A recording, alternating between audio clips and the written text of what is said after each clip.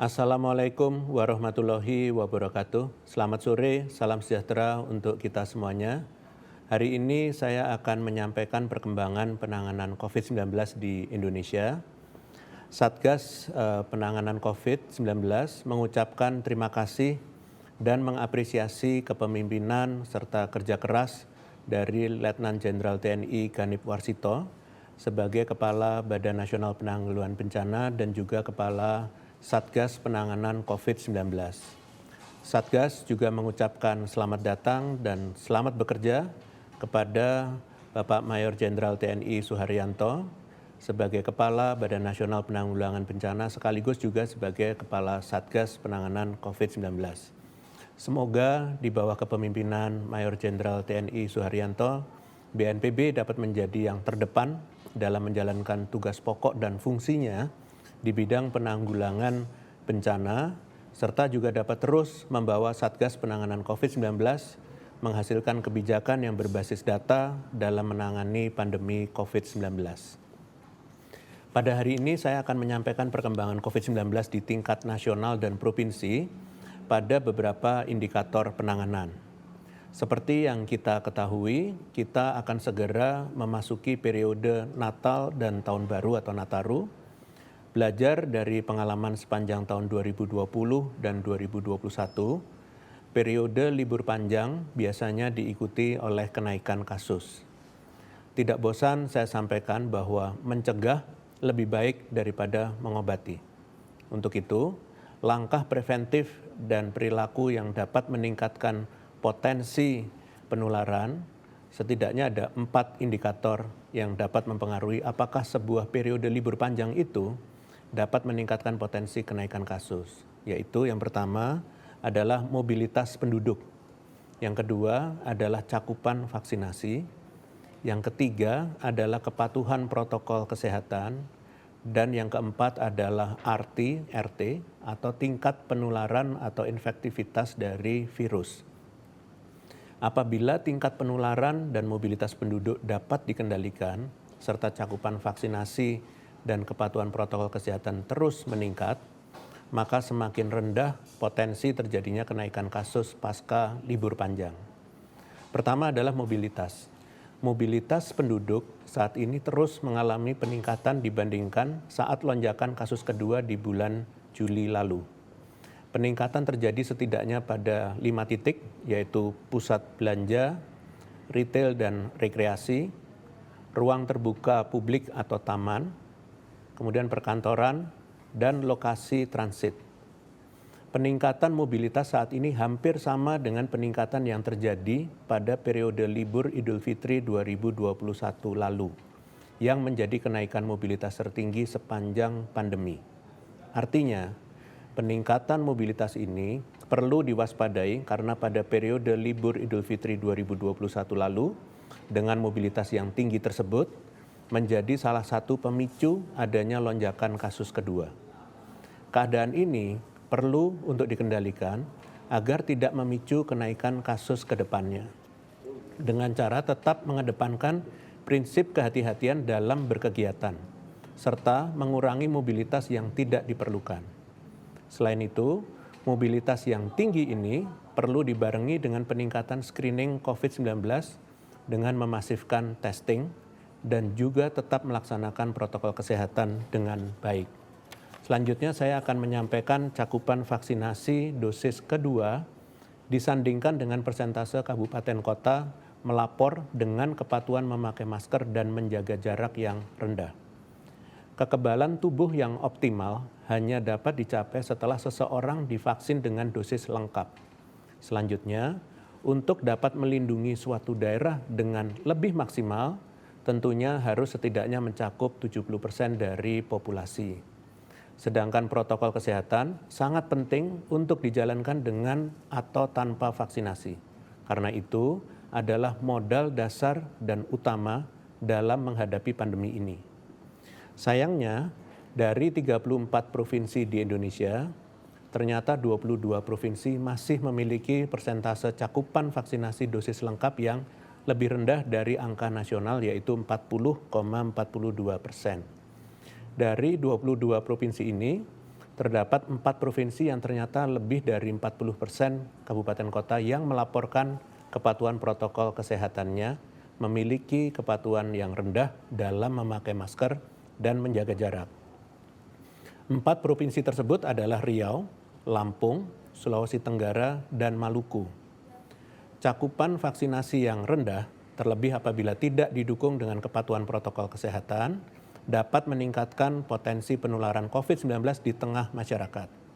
Untuk itu, dimohon kepada Gubernur bersama Bupati atau Wali Kota dari Riau, Lampung, Sulawesi Tenggara, dan Maluku untuk segera berkoordinasi agar dapat meningkatkan cakupan vaksinasi dan kepatuhan protokol kesehatan di wilayahnya.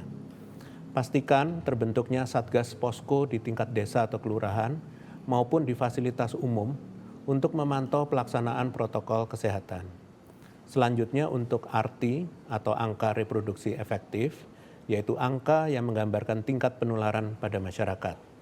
Semakin kecil angka RT, maka semakin rendah potensi penularannya. Seperti yang sudah saya sampaikan pada konferensi pers sebelumnya, saat ini RT baik nasional maupun di beberapa daerah sudah mulai mengalami peningkatan, meskipun angkanya masih di bawah 1. Untuk selanjutnya, angka RT ini harus terus ditekan dan dipertahankan tetap rendah, agar mobilitas yang ada saat ini tidak memicu lonjakan kasus. Bukan tidak mungkin kita dapat menekan potensi kenaikan kasus pada periode libur Natal dan Tahun Baru nanti apabila seluruh pemerintah daerah dan masyarakatnya bahu-membahu dalam menjaga mobilitas penduduk, meningkatkan cakupan vaksinasi dosis kedua, serta melaksanakan protokol kesehatan baik memakai masker maupun menjaga jarak dengan baik.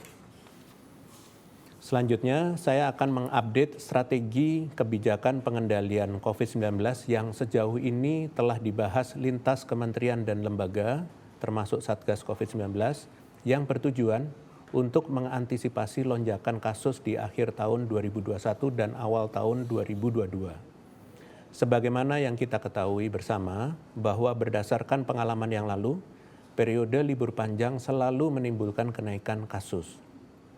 Hal ini terjadi akibat kecenderungan masyarakat mengisi momen liburan dengan bepergian keluar rumah dan mengunjungi sanak saudara ataupun kerabat yang seringkali mengurangi kedisiplinan seseorang dalam menegakkan protokol kesehatan.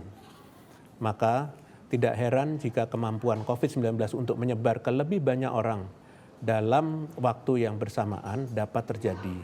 Akibatnya, terjadi kenaikan kasus yang signifikan dan penambahannya bersifat berlipat ganda atau eksponensial, di mana hal ini tergambar pada angka reproduction number suatu penyakit yang berada di atas 1. Seperti penjelasan pada konferensi pers lalu, bahwa semakin tinggi reproduction number suatu penyakit, maka akan semakin besar pula peluang jumlah kasus positif terus meningkat, begitu juga sebaliknya. Berdasarkan studi oleh Nolan tahun 2021 dengan judul Mobility and the Effective Reproduction Rate of COVID-19, bahwa dibutuhkan pengurangan mobilitas masyarakat setidaknya 20-40% dari intensitas normal agar angka effective reproduction number atau RT berada di bawah 1. Dan untuk menguranginya lebih besar lagi sampai menjadi 0,7, maka diperlukan pengurangan mobilitas lebih dari 40%. Jika hal ini dapat dilakukan, maka banyak orang yang dapat tertular dari satu kasus positif maksimal hanya 1 orang atau bahkan 0 atau tidak ada sama sekali. Untuk itu, pemerintah sejauh ini sepakat menerapkan beberapa strategi. Di antaranya yang pertama adalah pelarangan cuti atau libur bagi ASN, TNI, Polri, karyawan BUMN maupun swasta selama libur akhir tahun, di mana dilakukan peniadaan cuti bersama di tanggal 24 Desember 2021 dan larangan pengambilan jatah cuti di akhir tahun. Hal ini semata-mata dilakukan untuk meminimalisir pergerakan masyarakat yang tidak mendesak. Yang kedua adalah pembatasan pergerakan masyarakat dari satu tempat ke tempat lain. Nantinya penyesuaian syarat bepergian akan diatur dalam surat edaran Satgas maupun Kementerian Perhubungan terbaru. Strategi ini ditetapkan untuk menjamin orang yang bepergian adalah orang yang benar-benar sehat dan terproteksi dan mencegah importasi kasus. Dan yang ketiga, pengetatan penerapan protokol kesehatan pada kegiatan masyarakat di seluruh fasilitas publik melalui penyetaraan PPKM level 3 secara nasional dan intensifikasi pembentukan Satgas Protokol Kesehatan 3M di fasilitas publik. Penetapan ini dilakukan untuk menjamin peningkatan kegiatan sosial ekonomi masyarakat di berbagai sektor untuk tetap terkendali dan aman seiring kecenderungan tren mobilitas bolak-balik di masyarakat. Dan yang keempat adalah pengawasan penerapan kebijakan pengendalian sampai ke tingkat komunitas beserta pendisiplinan di lapangan secara langsung. Dengan tujuan apa yang sudah diatur dapat diterapkan menyeluruh sampai ke wilayah administratif terendah demi mencegah klaster kasus baru. Pemerintah amat berharap masyarakat dapat menjalankan berbagai aturan ini dengan penuh tanggung jawab karena pada prinsipnya upaya ini untuk kita sendiri untuk mencegah penularan kasus selama periode Natal dan Tahun Baru. Menjadi tuan rumah penyelenggaraan World Superbike di sirkuit Mandalika, Lombok, Nusa Tenggara Barat. Satgas meminta kepada seluruh pihak yang terlibat yaitu peserta, panitia, ofisial, dan penonton untuk secara disiplin mematuhi protokol kesehatan yang sudah ditetapkan sebagai bentuk perlindungan diri dari penularan COVID-19. Selain itu, keberhasilan penyelenggaraan event sebelumnya seperti PON 20 dan Peparnas di Papua penting untuk terus dijaga sehingga kegiatan-kegiatan besar dapat berjalan dengan lancar, aman, dan minim risiko penularan COVID-19, serta dapat membantu upaya pemulihan perekonomian di tingkat daerah maupun nasional. Demikian konferensi pers hari ini. Saya lanjutkan dengan sesi tanya-jawab media. Terima kasih. Terima kasih, Prof. Wiku. Sudah masuk beberapa pertanyaan dari media.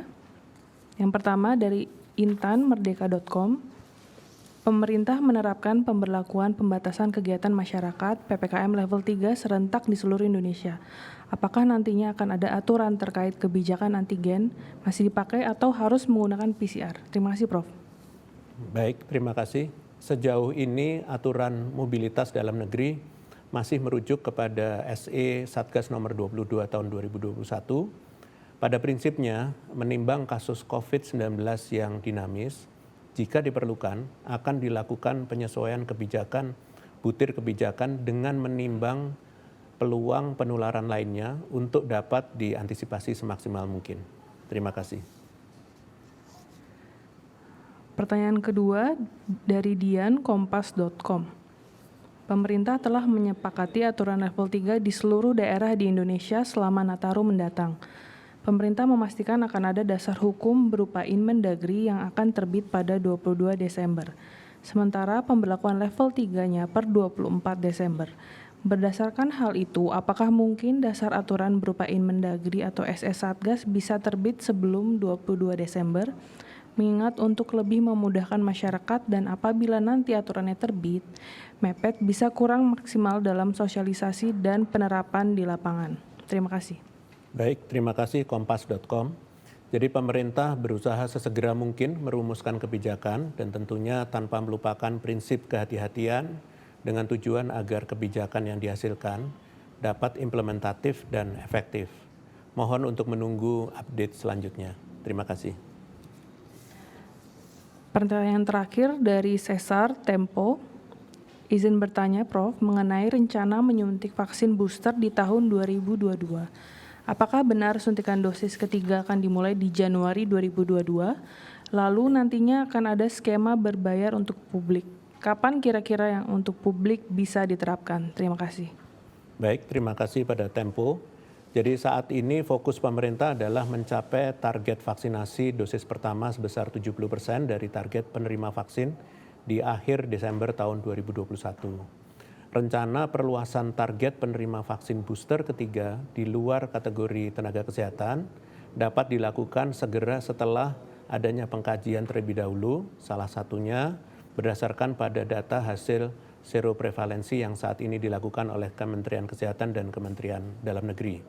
Sekali lagi, pemerintah menegaskan bahwa vaksin adalah hak setiap warga negara dan tidak akan dipungut biaya bagi target penerimanya. Demikian, terima kasih atas perhatian para jurnalis, dan dengan demikian telah berakhir konferensi pers pada sore hari ini. Terima kasih. Wassalamualaikum warahmatullahi wabarakatuh.